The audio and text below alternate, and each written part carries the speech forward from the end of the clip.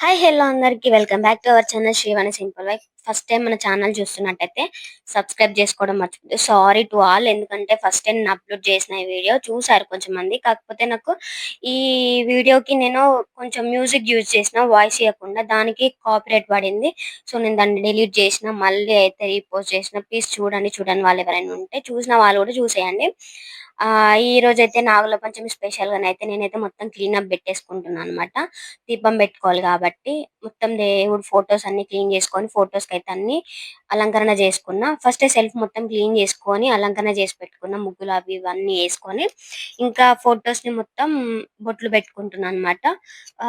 పెట్టిన తర్వాత ఆ ఫొటోస్ అన్నిటిని నేను మళ్ళీ సెల్ఫ్ లో యాస్టేజ్ గా పెట్టేసుకున్నా. పెట్టుకొని దీపం పెట్టడానికి అన్ని ప్రిపేర్ చేసుకుంటున్నాను అన్నట్టు, ఒత్తులు మాణిక్యాలు పెట్టడానికి. పెట్టిన తర్వాత అయితే మంచి పాజిటివ్ వైబ్ వచ్చింది దీపాలు పెట్టినాక ఎంబటే. ఆ తర్వాతనైతే నేను అగరబస్తీలు ఇచ్చి అమ్మవారికి మంచిగా మొక్కుకున్నాను అనమాట, మంచి జరగాలి అని చెప్పేసి. ఎంతమంది పోస్తారు నాగుల పంచమి రోజు పుట్టలో పాలు? చాలా మంచిదంట పుట్టలో పాలు పోస్తే. నాకు కూడా తెలియదు. కింద మా మంచులక్క ఫస్ట్ ఫ్లోర్ లో ఉంటారు అనమాట. తను చెప్పిన తర్వాత నేను వచ్చిన పోయడం జరిగింది. ఫస్ట్ టైం మొత్తం మా అక్కనే ఇచ్చింది అనమాట. పాలు, అరటి పాలు, ఏవి అమ్మవారికి ఏమేమి ఇవ్వాలో ప్రతిదీ ఆ అక్కనే ఇచ్చింది. నెక్స్ట్ టైం ఏమో గుర్తు చేసింది. ఈసారి అయితే 1 వీక్ నుంచే చెప్తుంది అనమాట. ఆ ఇట్లా పుట్టలో పాలు పోయాలి, టైం కూడా దగ్గరకు వచ్చేసింది అని చెప్పేసి గుర్తు చేస్తూ ఉంటది. నాకు ఎప్పుడు ఏది గుర్తు చేయకపోయినా ఇది మాత్రం ఖచ్చితంగా గుర్తు చేస్తుంది అనమాట. అక్కనే నేర్పింది పుట్టలో పాలు పోయడం మంచిది, ఇట్లా సంతానం కోసం గాని అన్నింటికి మంచిది అని చెప్పేసి చెప్పింది. మీలో ఎంతమంది పోస్తారో నాకు కామెంట్ చేయండి. నేనైతే దీపం పెట్టిన తర్వాత అమ్మవారికి అయితే ప్రసాదం ప్రిపేర్ చేస్తున్నా. ఫస్ట్ అయితే కొంచెం గీని నేను వేసుకొని అందులోనే కాజుని వేయించుకున్నాను అనమాట. గీ అయితే నేను ఇంట్లోనే ప్రిపేర్ చేసిన. తర్వాత రవ్వని కూడా మంచిగా వేయించుకున్నా గీలో. ఎందుకంటే పచ్చి వాసన పోతే మంచి టేస్ట్ వస్తది, మంచి స్మెల్ కూడా వస్తది అనమాట. నేతిలో వేయించిన తర్వాత నేను ఎంత రవ్వ తీసుకున్నానో అంతకు 2 గ్లాసెస్ వాటర్ తీసుకున్నా. 1 గ్లాస్ రవ్వ తీసుకుంటే 2 గ్లాస్ వాటర్ తీసుకున్నాను అనమాట. ఉడకడానికి సరిపోతుంది అన్నట్టు అంతా. కొంచెం దగ్గర పడిన తర్వాత దాంట్లోనైతే 1 గ్లాస్ చక్కెర వేసిన.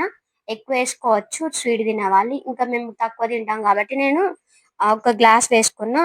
వేసుకున్న తర్వాత కొంచెం మెల్ట్ అయిన తర్వాత ఒక 2 మినిట్స్ మూత పెట్టుకోవాలి. తర్వాత మళ్ళీ తీసి కలుపుకోవాలి. ఎందుకంటే చిక్కగా అయిన కొద్ది కింద మాడుతుంది అన్నట్టు, అందుకనే చెప్పి మధ్య మధ్యలో కలుపుకుంటూ ఉండాలి. తర్వాత అందులోనే నేను కాజు వేసి ఒక 2 మినిట్స్ ఉంచిన.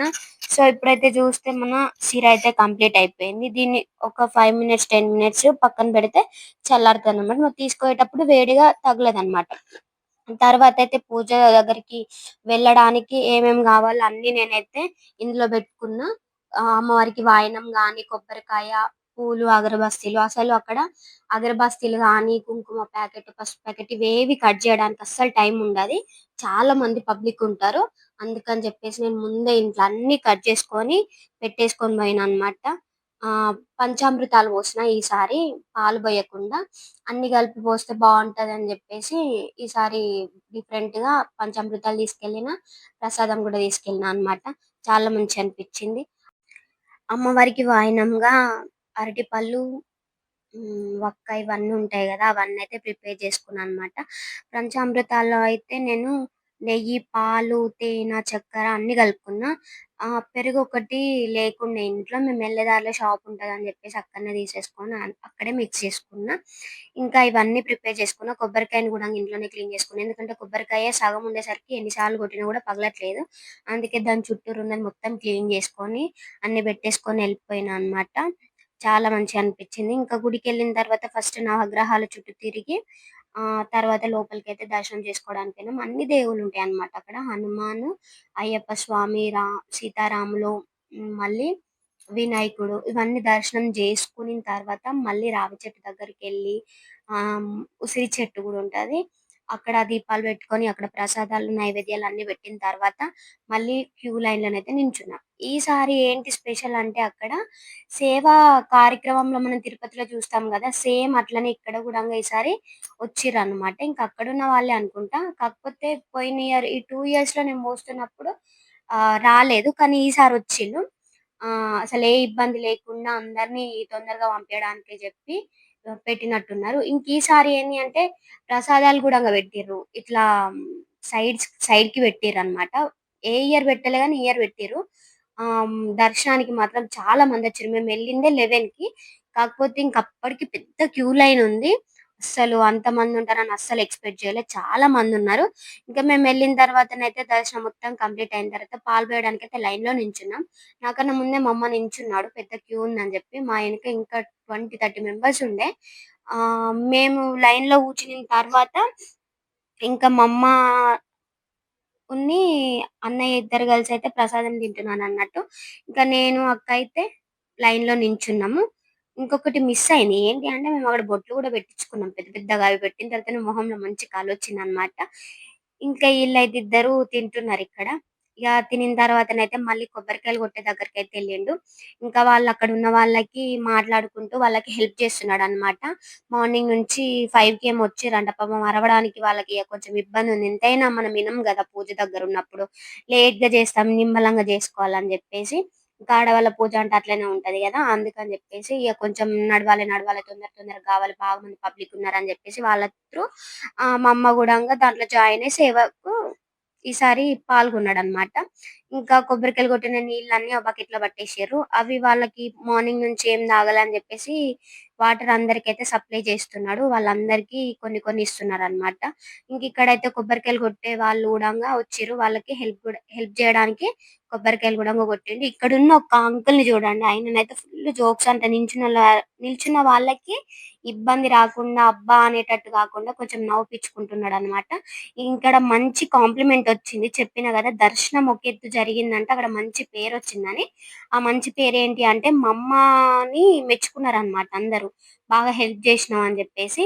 ఇంకీయననైతే అసలు పొద్దుటి నుంచెల్లి నేను ఎండలా ఉంటున్నా. ఎవ్వరేమి ఇయ్యలేగా నువ్వు నాగన్న లెక్కలొచ్చి నాకు పాలిచ్చినవని జెప్పి మెచ్చుకున్నా. నాకు చాలా మంచిగా అనిపిచ్చింది. దీని తర్వాతనైతే దర్శనం జేసుకోవడానికెళ్ళినాం. దర్శనం గూడా కంప్లీట్ అయిపోయింది. మా వోళ్ళ మొహాలల్ల మంచి కల గనిపిస్తుంది. ఇక దర్శనం అయిపోయిన తర్వాత బయటకొచ్చేసినాం. ఇక్కడ కొబ్బరి నీళ్ళు బాగున్నాయని జెప్పి తాగడానికైతే వచ్చిన నేను. కొబ్బరి నీళ్ళు తాగిన తర్వాత మళ్ళీ మేము రావి చెట్టు దగ్గరికెళ్ళి ప్రదక్షిణాలు జేసి, అక్కడ దీపం బెట్టి ఒక 5-10 మినిట్స్ అయితే కూర్చోవడం జరిగింది. ఎందుకంటే దర్శనం చేసుకున్న తర్వాత మినిమమ్ 5 మినిట్స్ అయినా కూర్చోవాలి. ఈసారి అయితే చాలా అంటే చాలా మంచిగా జరిగింది. అస్సలనుకోలేదు. ఇట్లా దర్శనం మంచిగా జరిగిద్ది అని చెప్పేసి. పోయినసారయితే మొత్తం హడావిడిగా జరిగింది. కాకపోతే ఈసారి ప్రశాంతంగా, మనస్ఫూర్తిగా దండం పెట్టుకొనైతే వచ్చినాం. అంతా మంచి జరగాలి, అందరూ బావుండాలని చెప్పేసయితే నేను మొక్కుకోవడం జరిగింది. ఇలా అయితే ఈ రోజు డే మొత్తం గడిచిపోయిందనమాట. ఎంతమంది మీరు పుట్టలో పాలుపోసారు? మీకెలా అనిపిచ్చింది? మీకు గుడిలో ఎలాంటి అనుభవం కలిగిందో నాకు కామెంట్ జేయండి.